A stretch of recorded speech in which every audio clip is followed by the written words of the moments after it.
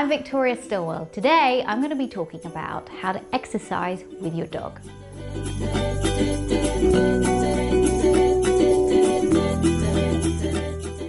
It's vital that your dog get exercise. It's also vital that you get exercise. So what better way than to exercise with your dog? Exercise is a really fabulous stress reliever. It can help relieve stress after a day's work. It can help relieve stress if you're just not feeling that great, because it releases pleasurable endorphins into the body. The same thing happens for your dog. Exercise is best done in the morning. Any kind of physical activity. They say, or study has shown, that if you exercise your dog in the morning, that is able to relieve stress in your dog even more than if you exercise your dog or dogs in the afternoon. But whenever you can exercise your dog, do it. It's really good if you could take your dog out twice a day for about an hour each time. But I realize that we all have lives to lead, we're all busy, so that might be difficult. So I would say that a minimum of 1 hour of exercise a day is what all dogs require. Now, of course, this changes with age. It changes if the dog has some kind of physical impairment, that the dog can't exercise as much as it once did, or even if it's a younger dog, that it can't exercise because it has something that is wrong with it. So really monitor your dog's ability. Is your dog the kind of dog that just go for hours and hours and hours and hours and have fun? Or is your dog the kind of dog that only can really cope with maybe 10 to 15 minutes at a time? If so, and if you can, split that up into little time periods throughout the day.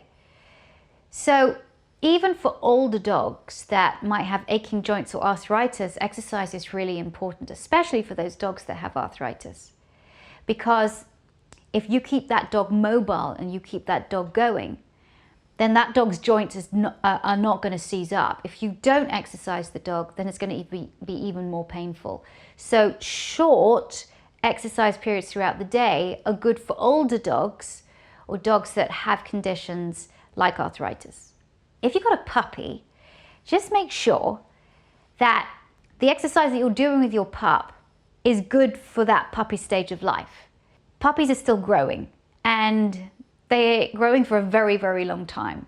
So the muscles are developing, the bones are developing, and if you take that puppy out and you run it and run it and run it and run it, it can hurt itself and you can damage growth. So check with your veterinarian and also go with the flow. Kind of view your puppy, take a look at your puppy, see how your puppy's dealing with the exercise you're giving it, just to make sure that you're not hurting that puppy's joints in any kind of way. Most adult dogs, if you've got a healthy, regular adult dog, doesn't matter whether you've got a little Chihuahua or you've got a bigger German Shepherd, those dogs really need a lot of exercise. And exercise is more than just physical activity. Exercise for dogs is all about going out into a different environment, smelling different things, seeing different things, hearing different things, tasting different things, touching different things. And that's really great for mental enrichment. So it's not just about taking your dog to get out some good aerobic exercise, and there's a difference. Aerobic exercise, which means really actively running, is different from just walking on the other end of a leash. So, for example, personally, when I take my dogs out for a walk, I like to do a good half an hour of mental enrichment and exercise together, whereby I've got the dogs on the leash, if it's an on-leash area, and my dogs are able to smell and scent and sniff, and they're able to potty and do all the things that they need to do. And that really enriches them. And then the next half an hour is either an activity of throwing toys for them and having them run and get it, or what I call is a kind of power walk, where it's a really great aerobic exercise to get the heart rate up. If you have 2 dogs or even more dogs, and they all have different physical abilities, then you're probably going to find out that you're going to have to walk some of the dogs separately so that all the dogs can get what they need out of physical activity. Now, it's not just good even if you do have an adult dog, to take it out and just run it and run it and run it and run it. Because, again, that dog might be too exhausted, might become too overstimulated, because there is a thing of too much exercise as well. And your dog might actually, and I've met some dogs, a lot of dogs that actually fear going out because their owners exhaust them too much, especially if their owners like jogging with their dogs. If you like running with your dog, just make sure that your dog can keep up with your pace, because it's nothing worse than seeing a person running with a poor little dog struggling behind it. I recently saw somebody running with their Dachshund, and their Dachshund was really trying to keep up and struggling to keep up. And obviously when you've got a dog with a long back like that, sure, there's going to be injuries to the legs and also to the back. But when you do run with your dog, be cognizant of the kind of physical type of your dog, but also if you warm up before your run, as you should do, your dog should also warm up too.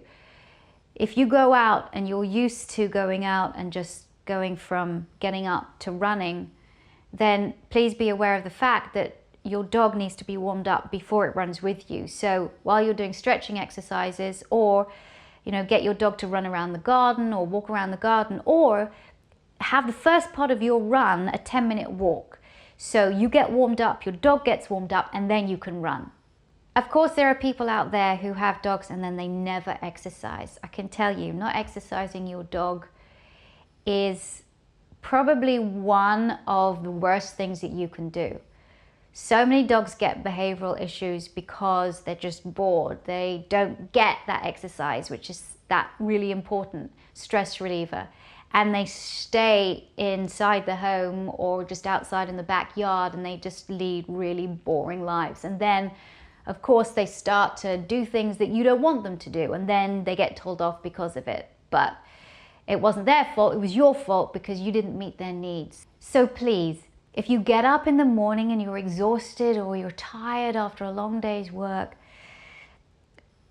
just try and make time, 45 minutes to an hour, to get your dog out. It's going to do you a whole world of good. It's going to make you feel better, and it's going to be so beneficial for your dog.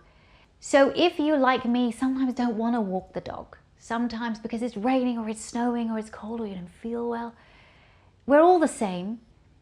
But I don't personally feel right unless I walk my dogs, because I want them to feel good every day.